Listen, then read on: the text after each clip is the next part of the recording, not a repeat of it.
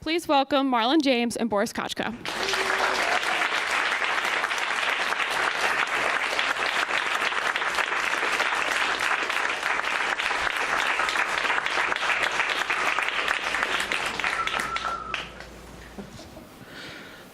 Hello, everybody. I'm very excited to be here. Marlon, Yes. thanks for coming. You know, I thought about not coming. Oh, this mic is not on? I mean, I can project my voice, but maybe we should have the mic on. You want to try? Oh, here it is. Wait. I think it's on now. Yeah? Okay. All right. So your book just blew me away. So I can't think of it. Well, first of all, I think you should read a little bit from it to give people a sense of it. How many people here have read the book? Okay, just want to see how spoilery we're going to be. Yeah. How many are Game of Thrones fans who realize this is nothing like Game of Thrones? Okay. Because I was giving it a few weeks for that to happen. So I'm going to read a quick scene.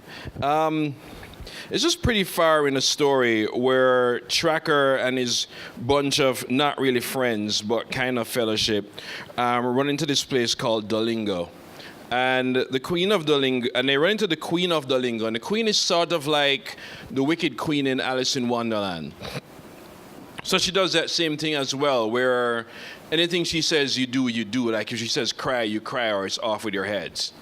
And they have never seen a light-skinned man before. So there's this character, Masi. He's not really white. He's more Arabian, but they've never seen a light-skinned person before. And this is them trying to process what does it mean to see a light-skinned person. So it says, her skin, like her men, a black that came from the deepest blue. Her crown, like a gold bird, had landed on her head and wrapped her wings around her face. Gold also lined her eyes and glimmered from a small spot on both lips. A vest of gold straps hung loose from her neck. Listen to me now, she said. Her voice was deeper than the hum of monks. Rumors, I already heard them. Rumors of men the color of sand, some even the color of milk. But I am queen and I believe what I wish. So I did not believe they lived, but look at the one before us. Masi already furrowed his brow. He nudged me. What does she say? You don't speak the Duolingon tongue? Certainly, a fat eunuch taught me at 4. Of course I don't speak it. What does she say? She talks of men she's never seen. You, I'm almost sure of it. Should I call him Sandman, she said. I shall call him Sandman, for I find this a funny thing. I said I find this a funny thing. The hall broke out in laughter, clapping, whistles, and shouts to the gods. She flashed her hand and they quit in a blink. She waved Masi over, but he did not understand. Tracker, they laugh. Why do they laugh? She just called you sandboy or sand person. This amuses them? Is he deaf? I'd bid him come over, the queen said.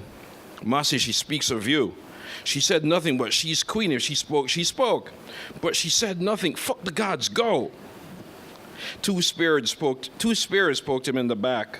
The guard started walking, and the Masi not move. The blades would have pierced his skin. Chancellor, she said, you already go to more territories than they write in all the great books. Tell me, have you ever seen a man such as this?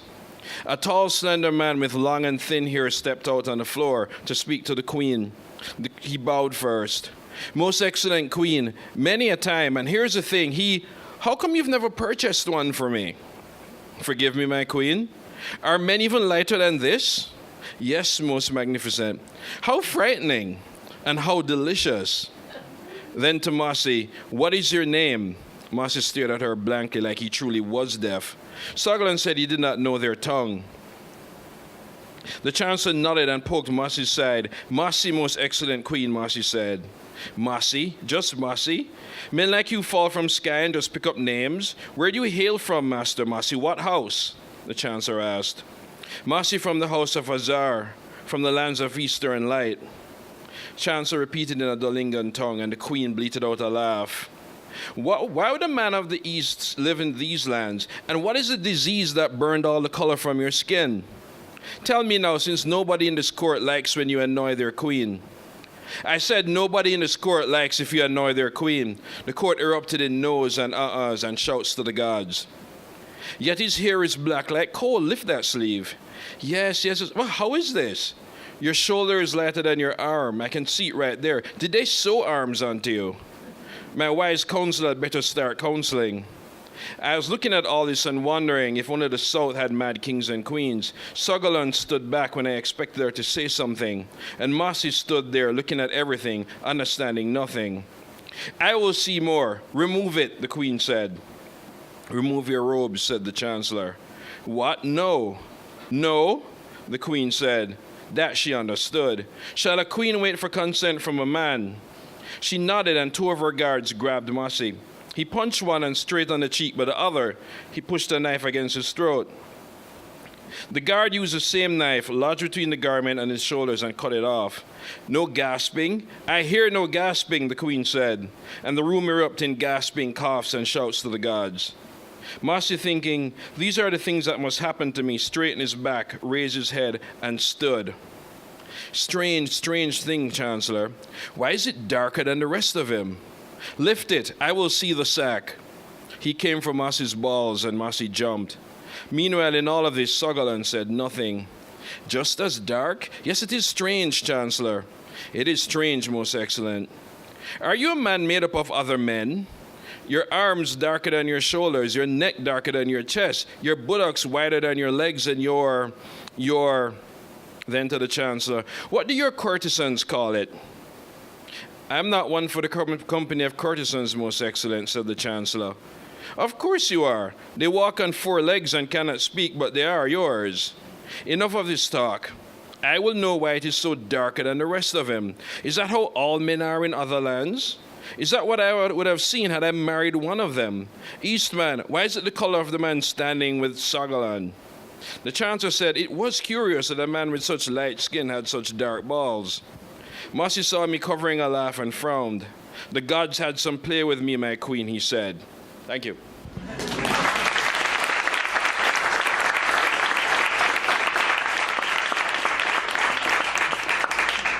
Thanks. I think we should start with some nuts. Yeah, no, that's the only graphic part of the book. You just went right there. Everything else is very, very, very tame.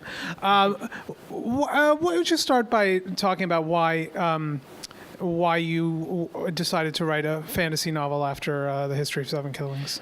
Wow. I almost forgot now. It came, I decided this from before the book or anything like that. And it's a story I've said a countless times about the argument I had with my friend about the Hobbit, the casting, and how it was an all-white cast, and I was like, why are we going through this again? Are we going to argue for representation and all of this stuff? And he responded with that Lord of the Rings was a European story and European myth and blah, blah, blah. And then I went, Lord of the Rings isn't real. Right. Yeah. That, you can do whatever you want with it. It's like when Megyn Kelly said Santa Claus is white. Santa isn't real, Megyn. But and then I just went, you know what? Let's keep your damn Hobbit. I got tired of this sort of arguing for the seat at the table. And I was like, I just build my own damn table and be done with it. Yeah. But that really didn't send me to write the book. It sent me to read a lot of these ancient stories. Because I read a lot of the Icelandic sagas and Beowulf and the Mabinogion and all these really ancient European texts. And when I started reading these stories and reading a lot of the history I didn't know before, the book almost started writing itself. Because I had these characters, but I just didn't know what they were for until I started doing all that research.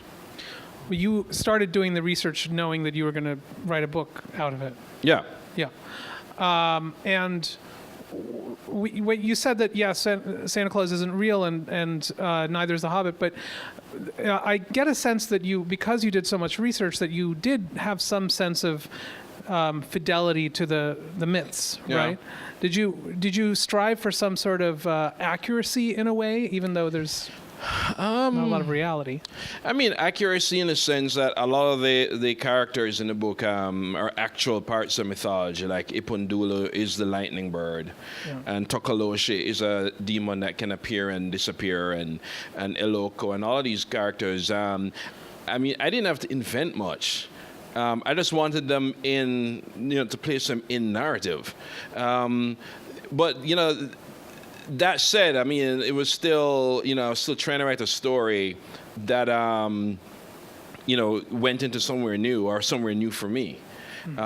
So that's what, so I did end up sort of taking them in different places. But a lot of characters, I mean, I really didn't have to invent many of these characters. I mean, I was just sort of diving in this sort of reservoir of different creatures and beings and witches and vampires and all of that. And after a while, I just felt like I was just being this reporter for imagined people. And just trying to figure out what their story was instead of just like coming up with one or sort of putting my will on it.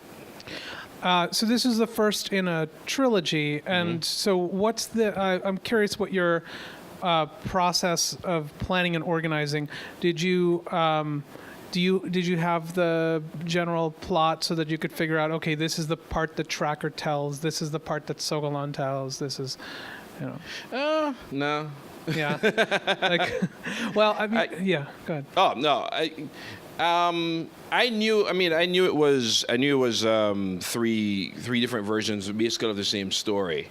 When I was talking to my friend Melina Matsuka, she's a director, and she was talking to me about The Affair, which I still haven't seen. I really should because I keep talking about it. And no, when she mentioned that and said this was a really good plot for a novel, I thought this is for a TV show, I thought this was a good plot for a novel. Yeah. In fact, I thought this was a good plot for a series of novels. And I mean, there is precedent for it. I mean, Jane Gardam did it with Old Filth, with three different versions of basically the same story. The Alexandra Quartet is kind of like that. But also, in a lot of African storytelling, you already know not to trust the storyteller. So there can be 4 or 5 versions of the same story, depending on who we ask or what day of the week you ask it. So when in realizing that, I realized I did have a material for telling the 3 different stories. Because, 3 people look at the same thing and come up with 2 totally different things. I remember way back I was reading up on a lynching that happened in the South, and a reporter was asking questions, and he asked all the leading questions, and everybody told him what he wanted to hear. But then he changed it to, what do you remember about 1938? And everybody had a completely different story. The black people were like, oh, you mean when they lynched those 4 boys? The white people were like, oh, you mean when those boys raped that poor girl? So, yeah, just by sort of stepping back, people looking at the very same thing will come up with totally different narratives. Well, maybe this is due to my own shortcomings, but it's hard for me, having read Tracker's version, there are parts that are opaque to me that I think, okay, those parts will be filled in the next 2 books, which makes me think, okay, surely there's a master intelligence here who's plotted everything out, and while Sogolon's away from Tracker, this is what's going. Like, do you know what the other stuff is around Tracker's story at this point? Yeah, and you're right. There are parts in the story where Sogolon disappears. Yeah. And there are also aspects of the story that we already have is his version of it. And he doesn't really have any authority to tell it. The whole idea of who's Sogolon possessed by. Right. Is she possessed by spirits of people she has somehow stolen their bodies from?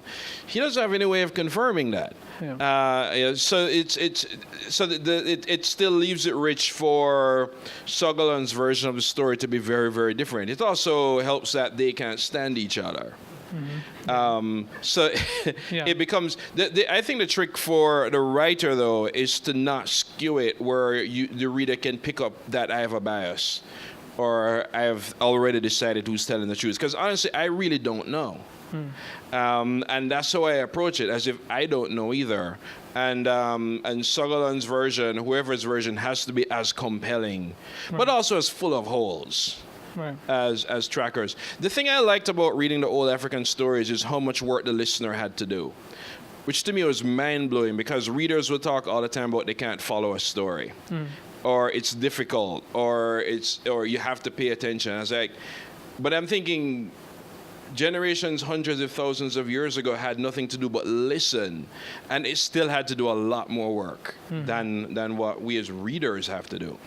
Right. So there's a lot of work that the reader is going to have to do with this trilogy. Right. I mean, and that's, I hear that in conversation a lot. I see that in the reviews sometimes. It's hard to, you don't expect that there's going to be a simple plot. To me, it's a dense, rich book. But it's not Gravity's Rainbow. I mean, it does have a plot. Do you think that that's just a matter of what people's expectations are based on the fact that it's fantasy? Yeah, I think people do have an expectation of fantasy, and sometimes it's a low expectation. And I think we also have this expectation of narrative, and that's also a low expectation. I think sometimes we look at narrative as pre-chewed food. Which is why it was kind of mind-blowing reading all these old stories and seeing how much work you had to do, and you had to do it on the spot because you couldn't exactly go back to the text, and the teller is not going to repeat the story. But all the old stories are like that, and all the stories that tapped into those narratives are like that. One of the books that was a big influence on me was Vikram Chandra's Red Earth and Pouring Rain, which is also like that, where a talking monkey tells a story about somebody telling a story who tells a story about somebody telling a story, and it keeps opening up like that.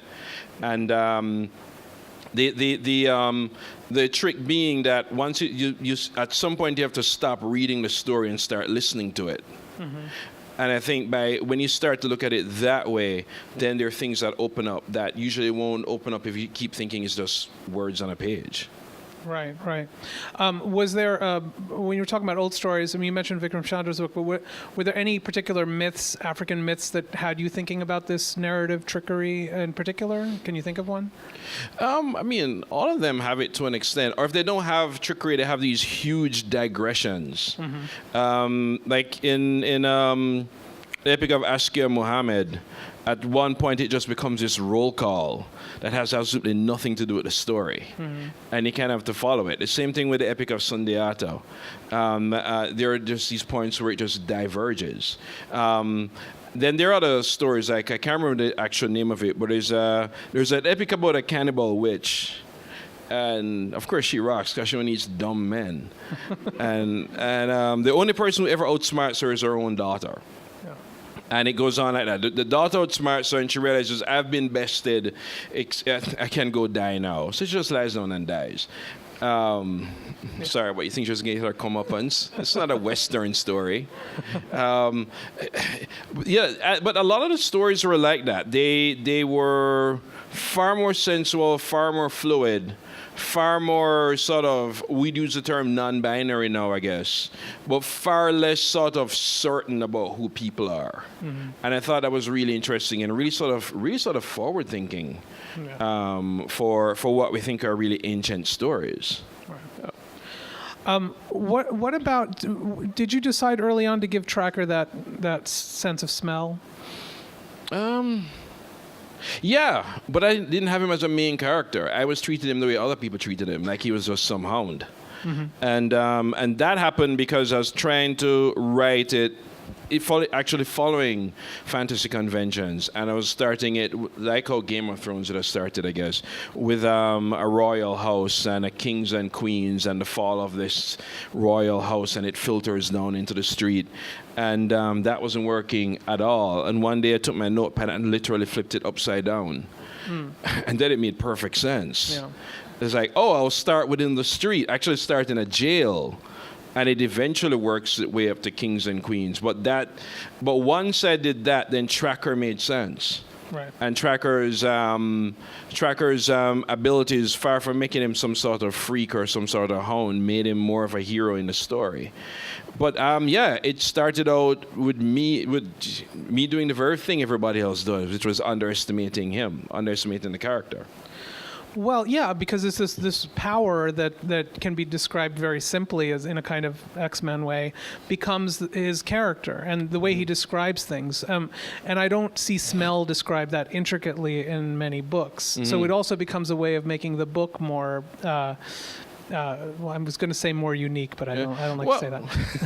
I mean, I'm kind of obsessed with smell, actually, and I do want my book to smell. Yeah. Not because you have ignored it or dropped stuff on it. But I think books should smell. I think they should taste, and I think books should have volume, and books should have volume control. Right. That there are parts that should scream and parts that should whisper. And I remember in the UK, I had a great talk once with somebody from the Royal Society of the Blind, and they were giving me this commendation for my previous book. For Brief History.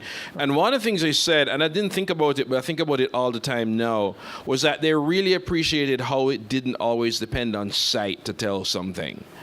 Because if I've been born blind, that whole sentence, little black dress, means nothing to me.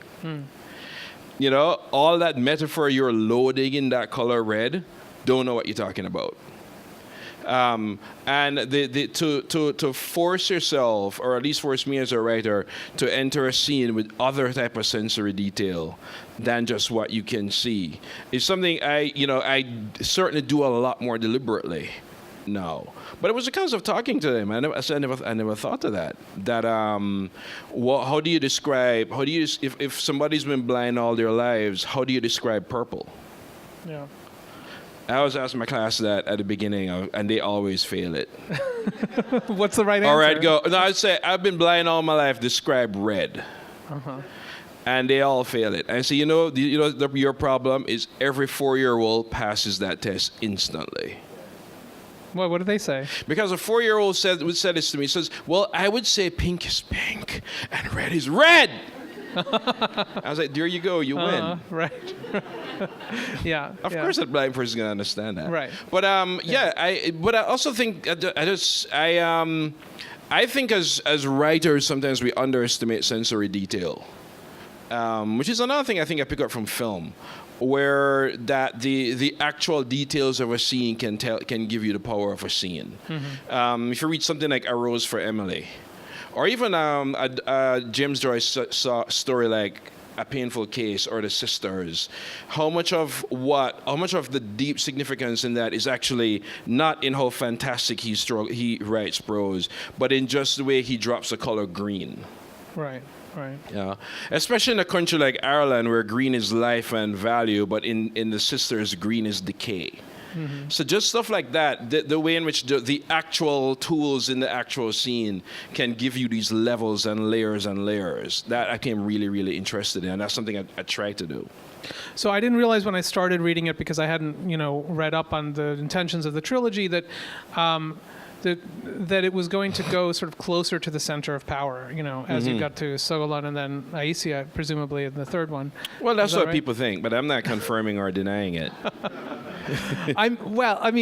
But it would put the lie to, not the lie, but the tracker's point of view is that the affairs of kings and queens don't matter to me. Right. But that doesn't mean they don't matter to you, the writer, or to us, the reader, eventually down the line, right? Yeah. Yeah. Okay. Yeah, and I remember that being one of the struggles, and I think it's a struggle when you write a sci-fi novel or a historical novel.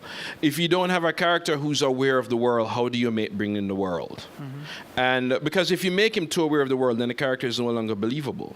Yeah. I can't have Tracker have such an insight on everything because he wouldn't care or he wouldn't know. So there are events that happen in the story which completely pass him. Sogolon has a totally different mission than he does. So, of course, her story would be very, very different.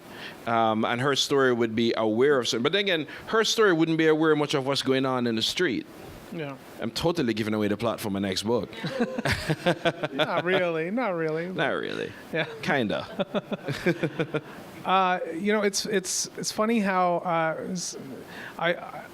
it's a lot of it's driven by vengeance, this book, but then there are these moments of it's really about love. I don't want to give away everything, but Tracker falls in love, and it almost felt like in that way it was I'm trying to find it, like there's sentiment in the book which Yeah. you wouldn't necessarily expect going into it, or even at the end you might forget that there was because that's what's driving his vengeance. But Yeah. I mean, I'm not sure what my question is related to that. Is it a book about love? I don't know. You know, this is Colin McCann's fault. I remember years ago, I was writing my second novel, and he read like a really, really early draft of it. And he said, there's a love story in here. And I was like, dude, I don't do love. I'm a literary fiction author. It's like, I don't do that shit. But then he said, yeah, but there is, and you're denying it, and the book is a failure of nerve because you're denying it. Yeah. And he gave me one of the best pieces of advice I ever got, which is to risk sentimentality. Right. And I agree with him. Absolutely, you have to risk it. You have to risk sentimentality. Yeah. I think sometimes writers make too big a deal about sentimentality or risking it. I'm like, dude, I have known you as a person. You're in no danger of showing sentiment ever.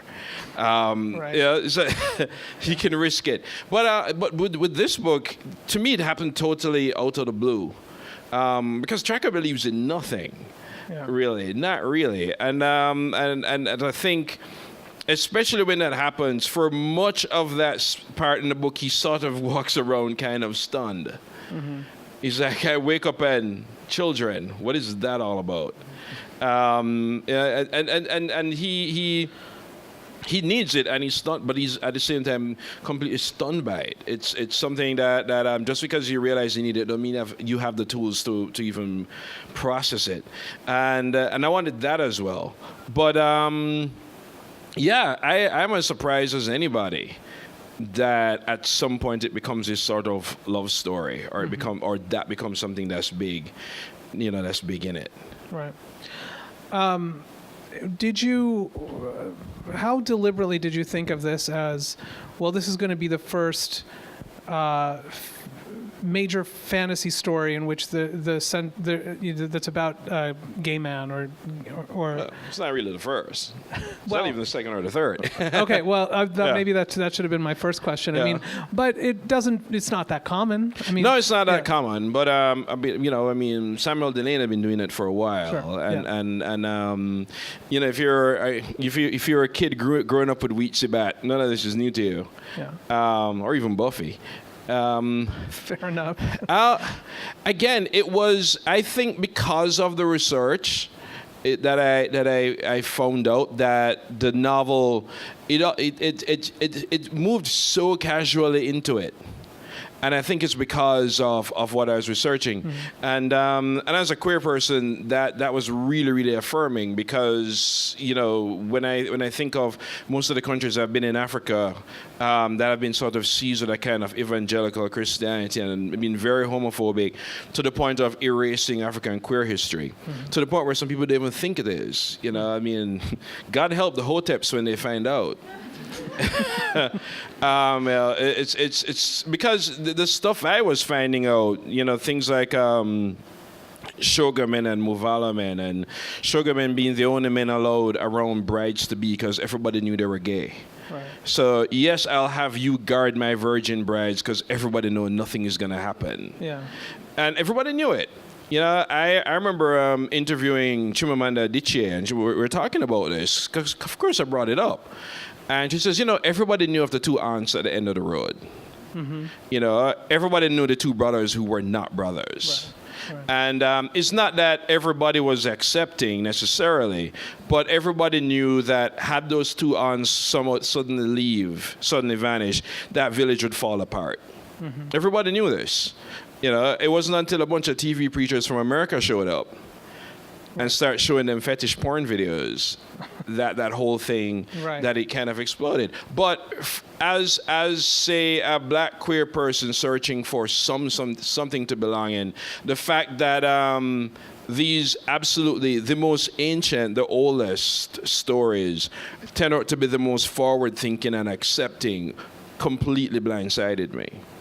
Right. Yeah. Okay, so you were surprised to find that so deep, Yeah. deep in the myths. I was Yeah. absolutely Yeah. surprised. I guess just as a side note, you were talking about representation. I did wonder, just mostly out of my own curiosity, I've been following this YA, this wave of sort of YA controversies and cancellations, which center on who has the right to tell their, own voices, that sort of thing. Have you been following that at all? I remember that one. The person who canceled her book, but I can't remember who it was. Okay. But I remember the story though. Who recently did as well, who is also queer and black, but he was telling a story that implicated a Muslim in Kosovo and then was canceled. Anyway, I'm getting off on a track. I was just curious about your opinion.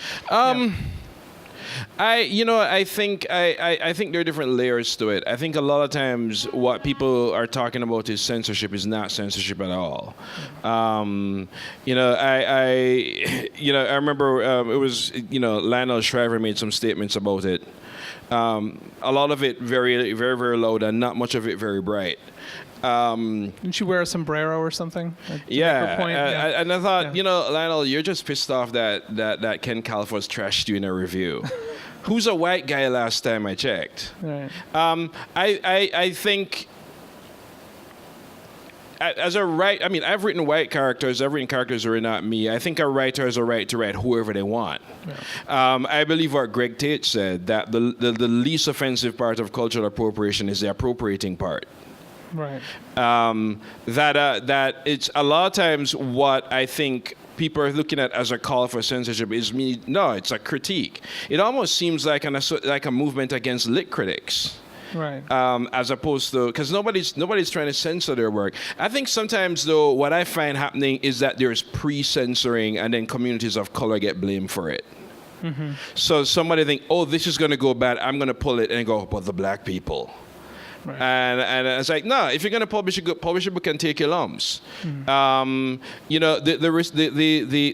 retort I always have for that is why we don't have these problems with the crime writers. Right. Yeah. I don't have this problem with Richard Price. I don't have this problem with Denise Mina. I don't have this problem with George Pelecanos.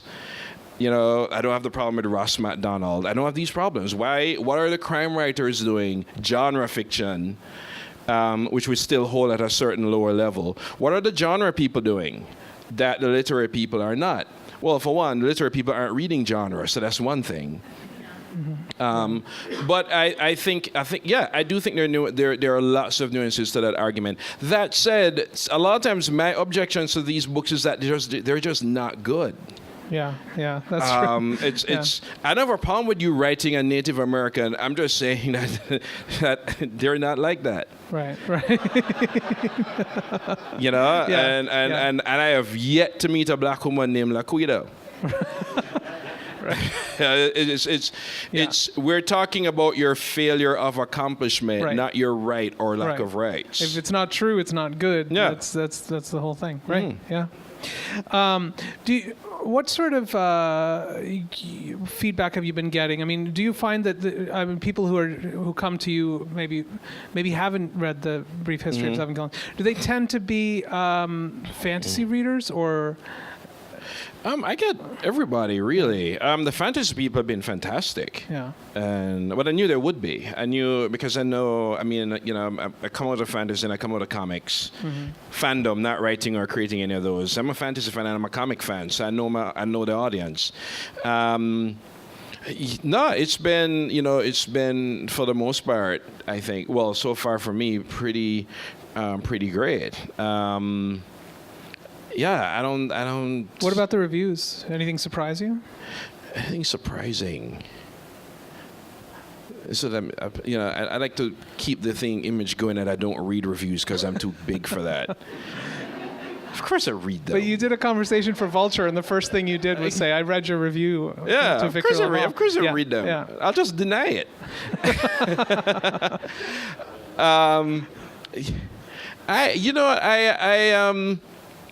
I think though that there's a certain point where you have to remember reviews are a conversation between readers. And the thing about that is writers can't make books come alive. Readers make books come alive, and they may come alive in a way in which I didn't intend. So there are times when, even a good review, even one that is absolutely raving, that's not exactly what I was intending, but I'll take it anyway. Yeah, it will be interesting. There hasn't been a lot yet, but it'll be interesting to see what reviewers on the continent think. Right. Well, you mentioned that the British publishers, had resisted the idea because they said it was too fantasy for the literary readers and too literary for the fantasy, and that was not a problem you had in the U.S. Do you think that's a cultural thing, or? I think it's very. I think there's. In the UK, at least, I think there is still this idea that even though they may respect genres, everybody should keep their place. Mm-hmm.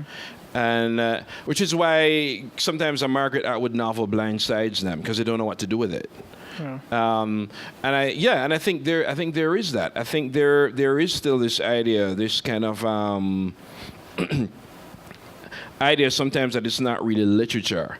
This is why I think a lot of people don't realize how much both Faulkner and Hemingway stole from Dashiell Hammett. Mm-hmm. Because of that. I do think there is this sense of certain things books should sort of stay in their lane, kind of thing, which of course has always been pretty ludicrous. Yeah. Was that a class thing in the UK? Is that why? Because they have such rigid ideas of high or low? They have a rigid idea of a lot of things. Did staying on the British, you won the Man Booker, and you said that you had already begun to plan this, and I don't know if winning that prize affected you in any way in terms of what expectations readers might have of you, or not really. Yeah. It really didn't. I think by the time I'd won that prize, I'd experienced almost every kind of outcome you could have as a writer. Yeah. I've had the reading where nobody showed up. Right. The reading where tons of people showed up, but I didn't. I think I've just been through just so many different sort of phases in this whole thing that I didn't really think about it. Yeah. I didn't really think about it much. I knew there are people who would expect a certain kind of book to follow up a prize-winning book. Right. I'm just not sure what that book is. So I didn't write it. It's this one. Well, let's have some questions. So you're a Jamaican author, I'm also a Jamaican author. So I was just curious what made you decide to do an African fantasy novel versus a Caribbean fantasy novel. If you feel like it's just that African mythologies has like more soil to tell, it's just deeper. No. Not at all. I mean, Gabriel Garcia Marquez didn't have to go further than Colombia. And Michelle Cliff didn't have to go further for a bang. I just wanted to sort of go back to what they went back to. It's sort of like eventually you're going to not just read Toni Morrison, but read what Toni Morrison reads. Or not just read Zora Neale Hurston, but read what they read. And I think that was it for me. That I would totally go back to not just Caribbean myths, but Jamaican myths, some of which I did explore in my first novel.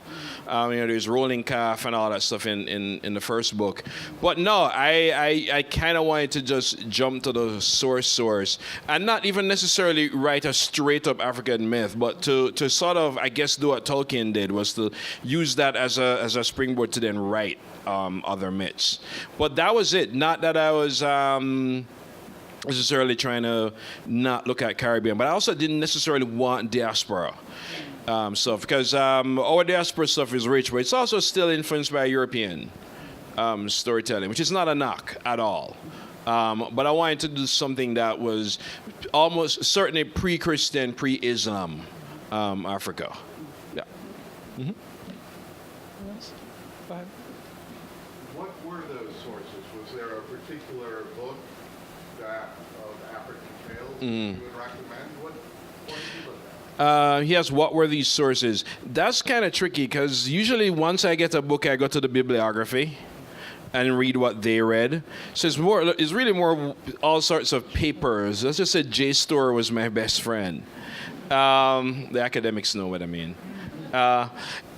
Some of the stuff, some of the books out there would be like Conversations with Ogata Mele. I pronounced that wrong. Whatever I could get on things like Dogon, cosmology, and so on. A lot of the books were useless, especially if they were written before the 70s. I really don't want to read Orientalist European narratives in Africa, except for comedy. So a lot of the stuff was really contemporary research. So it was actually a lot of websites, quite a few in French. A lot of the stuff I read in Orisha worship was in Portuguese, was in Brazilian Portuguese. So a lot of the work that's really been done is not in English. Google Translate has come a long way, but but a lot of it wasn't in English. Particularly the books I read, a lot of them were Brazilian, a lot of them were Portuguese. That said, I do think Basil Davidson's work has actually held up really well. And I think he may be the only European scholar of Africa who got it for the most part right. Mostly because he didn't do that thing that I think Europeans tend to do when they walk into something non-European. They walk in with the conclusion already made and then look for things to back it up, which is not even science. But people do that with Jamaica all the time, so I'm used to that bullshit.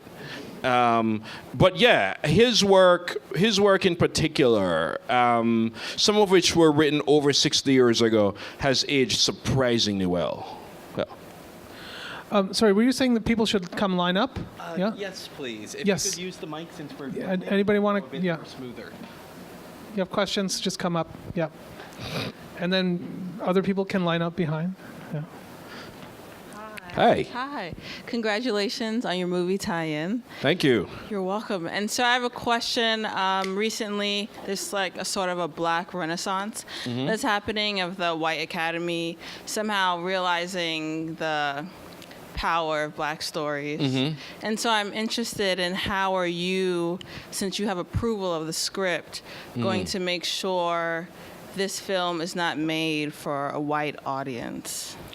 I'd say more not made for the white gaze. But that's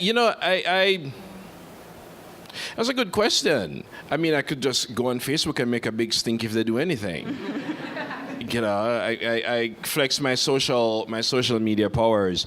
That said, just based on the conversations I've had with everybody involved, I'm actually not worried about that. I'm not worried about that at all. I mean, Hollywood is Hollywood. And that's why we have clauses in contracts. But, and they're pretty in depth. But I am, just from the extensive conversations I've had with everybody involved, and not just Michael Jordan, but everybody involved, I'm pretty sure the Africanness will stay. Also sure the queerness will stay.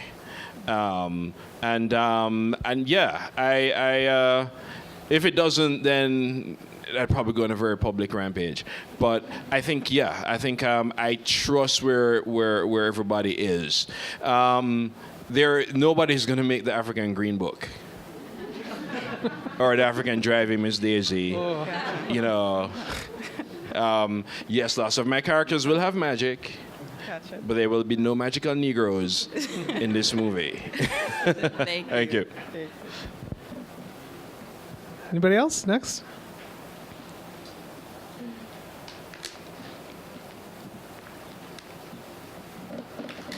Chaka. Since you earlier talked about how it's not really the author that creates the vision, it's the readers that create the vision, do you ever get concerned sometimes that when you write, people will take what you've said and try to pick it apart, give it meaning that it doesn't have, or try to look for a hidden message where there isn't one? Oh, yeah, all the time. I mean, that's 90% of English lit class. There are times when they say things which I hadn't thought, and I just immediately take credit for it. But then there are times when, it's still looked through an Orientalist lens or a homophobic lens or a Hotepi lens or so on. And I mean, I don't know if there's much I can do about that. I think once you publish a book, it's out in the world. And you hope people see your intent. And for the most part, I think people do. But I do think there are times when, there are misunderstandings, some funny, some not so much. Yeah, I guess I asked that because especially when it comes to Caribbean literature, it feels like a lot of the time we have to have more discussions about what it isn't than what it is. And that can be extremely annoying, but also especially if it's going to be through the lens of other people who don't really have a connection with the Caribbean, or as you put it up, blackness or queerness, and everybody's trying to draw attention to what their vision of it would be instead of just listening to the author as it's said and stated. So, but thank you for saying that. Yeah. I do think, though, people sometimes bring a little too much of themselves to a story. And I know I was writing a book where you really couldn't do that. There are people like, I didn't identify with anybody. I go, thank you. It's a very Caribbean thing to do. Stop it before it starts. Anybody else? No? Last chance. I'm a teacher. I will go just ahead. point. Yeah, here. Oh, yeah, let's grab that one. So I feel like I might be doing what you were just talking about and throwing my own reading at you. But isn't that what you're regardless of- supposed to do now? Yeah. Because one of the things that, like, I guess really struck out for me was like history's role in this, in terms of the different ways history is kind of manifested and almost destroyed, like the griots that don't exist, the archives and what happens there. Right. And I guess, is that like in any way connected to the way you were researching the novel, and maybe any sort of roadblocks you found and like hindrances? Yeah, I think a lot of what I was writing was responding to erasure. Especially the erasure that Harry Ramsden of the British Army Regiment did in the 1800s when he burnt down Benin City. So fuck that guy. So yeah, you can tell what my favorite scene in Black Panther is. I'm gonna take it off, y'all. But yeah, they're particularly in the world building. I don't think there's a lot that African peoples on the continent need to be told about. But growing up in Jamaica, I wish I knew about Benin City. That could have really helped. I wish I knew Benin City had streetlights. I wish I knew Jenin had plumbing. I wish I knew that these cities had urban planning way back when, Vikings were living in shit huts. And for me, it's almost a response to the erasure and how I grew up. It's more erasure in the diaspora. Because I can't speak, I'm not here to teach, people in Africa about Africa. I mean, I tell people, this book can't do anything for Africa. Africa don't need this book. I know I needed it when I was growing up. And I believe what Toni Morrison said, you should write the books you want to read. So yeah, there was a lot of the stuff that I came across that was erased and stolen by Europeans. And there are a lot of things also that people think are African that are actually European, which I do not have in here. Like mass murders. Sorry, that's European. That whole chopping people, that's a Belgian thing, boo. So I knew I wasn't going to have that in there. In a lot of ways, it was more a corrective to my history and corrective to what I learned, and trying to not necessarily be selfish, but trying to respond to the erasures in just how I was growing up in the diaspora, as opposed to restoring something in Africa, which they don't need help restoring anything. But I think, it's if we had more, we need 10 more books like The People Who Could Fly, which some people have never read. We need 10 more books, illustrated by Lou and Diane Dillon. And more books like Nappy Hair and so on. And also people who just want, really cool flying people wrecking shit. And for me, that it was. For me, a lot of the world building in it, as I said, was for in my literary imagination, it was doing some restorative work. Yeah.